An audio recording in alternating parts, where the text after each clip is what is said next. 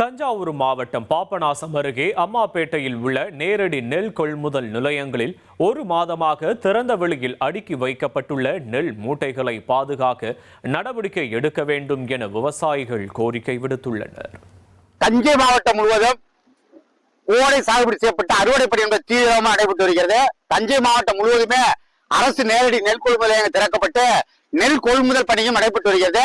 இத்தகைய சூழ்நிலையில் கடந்த ஒரு மாத காலமாக கொள்முதல் செய்யப்பட்ட நெல் மூட்டைகள் திறந்த வெளியிலே அடுக்கி வைக்கப்பட்டிருக்கின்றது.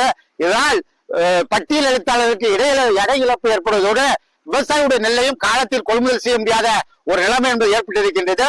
உடனடியாக திறந்த வெளியிலே அடுக்கி இருக்கக்கூடிய கொள்முதல் செய்யப்பட்ட நெல் மூட்டைகளை பாதுகாப்பான இடத்திற்கு எடுத்துச் செல்லவும் அரவைக்கு எடுத்துச் செல்லவும் நடவடிக்கை எடுக்க வேண்டும் என தமிழ்நாடு விவசாயிகள் சங்கத்தின் சார்பாக கேட்டுக்கொள்கிறோம். இனி செல்லும் இடமெல்லாம் செய்தி. தந்தை டிவியின் வாட்ஸ்அப் சேனலை ஃபாலோ பண்ணினா செல்லருக்கும் இடமெல்லாம் செய்தி. இதோ QR கோட் இப்பவே ஸ்கேன் பண்ணுங்க, ஃபாலோ பண்ணுங்க.